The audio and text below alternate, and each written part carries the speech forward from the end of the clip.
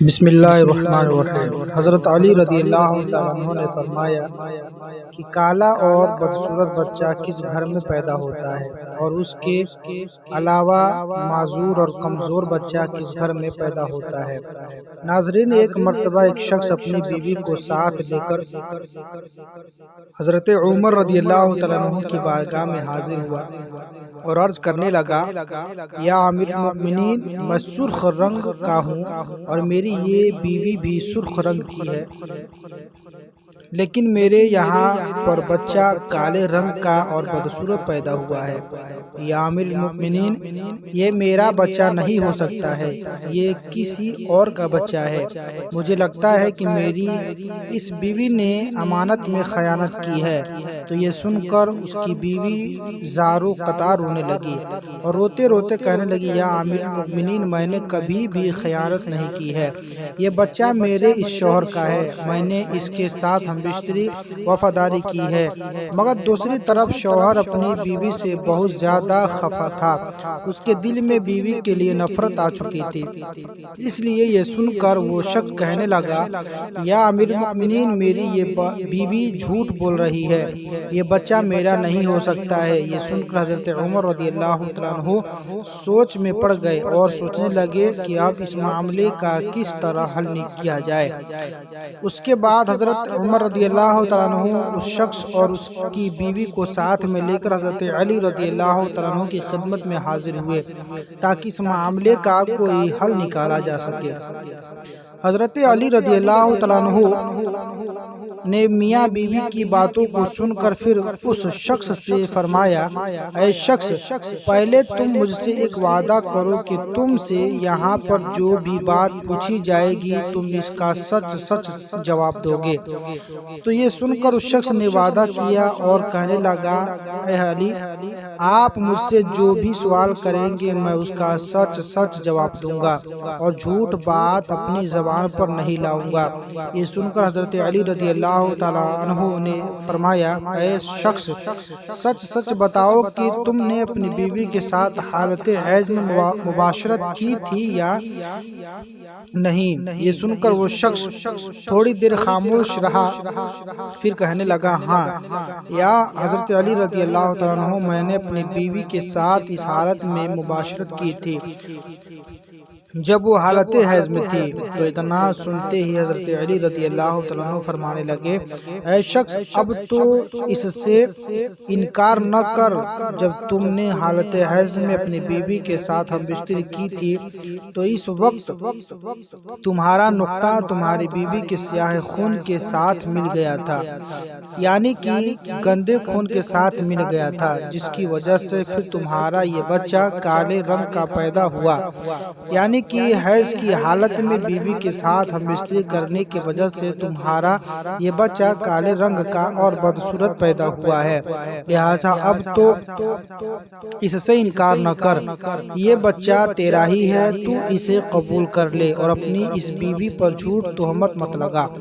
اے شخص، یاد رکھ کہ خسی کی حالت میں بیوی کے ساتھ صحبت کرنا حرام ہے اور سخت گناہ کا کام ہے، اور جو کوئی اس بات کو جانتے ہوئے بھی حیض کی حالت میں اپنی بیوی کے ساتھ ہم بستری کرتا ہے تو اللہ پاک ایسے شخص کو پسند نہیں فرماتا اور ایسے شخص کو جلد ہی تباہ برباد کر دیتا ہے۔ حدیث پاک میں آیا ہے کہ حیض کے دنوں میں اپنی عورتوں سے دور رہو اور ان سے نزدیکیاں نہ کیا کرو جب تک کہ وہ پاک اور صاف نہ ہو جائے۔ جب وہ پاک اور صاف ہو جائیں تو پھر ان کے پاس جاؤ۔ اس کی تفسیر میں اللہ کے پیارے نبی صلی اللہ تعالی وسلم نے ارشاد فرمایا کہ حیض کے دنوں میں تم اپنی بیویوں کے ساتھ صحبت نہ کرو، باقی معاملاتوں کو یعنی ان دنوں میں تم اپنی بیویوں سے نفرت بھی نہ کیا کرو۔ اس لیے ناظرین، یاد رکھیں، حیض کی حالت میں بیوی کے ساتھ ہم بستری کرنا حرام ہے، چاہے شادی کی پہلی رات ہی کیوں نہ ہو۔ اور اگر کوئی شخص اس بات سے انکار کرے گا اور اپنی بیوی کے ساتھ میں حیض کی حالت میں صحبت کرے گا تو ایسا شخص اللہ کی بارگاہ میں ناپسند ہو جائے گا، اور پھر ایسے شخص کو اس اس دنیا میں ہی میں اللہ تبارک و تعالی عذاب میں مبتلا کر دے گا، اس لیے آپ اس گندے اور بےہودہ کام سے اپنے آپ کو ضرور بچائیں۔ ناظرین، آپ کو بتاتے چلیں کہ معذور اور کمزور بچہ کس گھر میں پیدا ہوتے ہیں۔ ایک مرتبہ مدینہ شہر میں ایک جوان لڑکی کی شادی ایک بوڑھے مرد کے ساتھ ہو گئی، اور اس کے بعد ان دونوں میاں بیوی کا ایک دوسرے کے قریب آنا ہوا، یعنی شادی کی پہلی رات ان دونوں میاں بیوی کا ملاپ ہوا، لیکن اتفاق سے اسی رات اس بوڑھے آدمی کا انتقال ہو گیا۔ اب کیونکہ ان دونوں کا ملاپ ہو چکا تھا، اس لیے وہ جوان لڑکی حاملہ ہو گئی، اور پھر کچھ مہینوں کے بعد اس عورت کو بچہ پیدا ہوا۔ جب اس کو بچہ پیدا ہو گیا تو یہ سوال اٹھنے لگا کہ وہ بوڑھا شخص تو شادی کی پہلی رات ہی انتقال کر گیا تھا، تو آخری اس کو یہ بچہ کیسے پیدا ہوا؟ یہ بچہ کسی اور مرد کا ہے۔ اس بوڑھے شخص کی ایک پہلی بھی شادی ہو چکی تھی، اور اس کی پہلی والی بیوی سے ایک بیٹا بھی موجود تھا۔ اس سوتیلے بیٹے نے اپنی سوتیلی ماں پر یہ الزام لگانا شروع کر دیا کہ اس عورت نے زنا کیا ہے، اور یہ بچہ میرے باپ کا نہیں ہے، یہ بچہ اس مرد کا ہے جس کے ساتھ اس عورت نے زنا کیا ہے۔ ناظرین، یہاں پر الزام لگانے کی شاید ایک وجہ یہ بھی ہو سکتی ہے کہ سوتیلا بیٹا نہیں چاہتا کہ اس کی وراثت میں کوئی اور حصہ دار آ جائے۔ شاید اسی وجہ سے اس نے اپنی سوتیلی ماں پر الزام لگانا شروع کر دیا اور کہنے لگا کہ یہ بچہ ہمارے باپ کی اولاد نہیں ہے، ہمارا باپ تو شادی کی پہلی رات ہی میں انتقال کر گیا تھا۔ پھر یہ معاملہ حضرت عمر رضی اللہ تعالیٰ عنہ کی بارگاہ میں پہنچایا، اور آپ رضی اللہ تعالیٰ عنہ کی بارگاہ میں وہ سوتیلا بیٹا عرض کرنے لگا، یا امیر المؤمنین، میرا باپ تو شادی کے وقت ہی انتقال کر گیا، اس کی پہلی رات ہی میں اس کا انتقال ہو گیا تھا، اسی لیے یہ بچہ میرے باپ کا نہیں ہو سکتا ہے، یہ بچہ تو زنا کے نتیجے میں پیدا ہوا ہے، اسی لیے میں اس بچے کو اپنا بھائی تسلیم نہیں کرتا ہوں۔ سوتیلا بیٹا اپنے ساتھ کچھ گواہوں کو بھی ساتھ لے کر آیا تھا، وہ سب بھی یہی کہہ رہے تھے، ہاں اس کا باپ تو شادی کے وقت ہی انتقال کر گیا تھا، اسی لیے یہ بچہ اس کا نہیں ہوا، اس کا بھائی نہیں ہو سکتا۔ یہ سب سن کر حضرت عمر رضی اللہ تعالیٰ عنہ کو بھی لگنے لگا کہ سچ میں یہ عورت ہی قصوروار ہے، کیونکہ سب لوگ اس کے خلاف گواہی دے رہے ہیں۔ اسی لیے سب کی باتوں کو سننے کے بعد حضرت عمر رضی اللہ تعالیٰ عنہ اس کا فیصلہ سنانے والے ہی تھے کہ اتنے میں آپ رضی اللہ تعالیٰ عنہ کے دربار میں حضرت علی رضی اللہ تعالیٰ عنہ تشریف لے آئے۔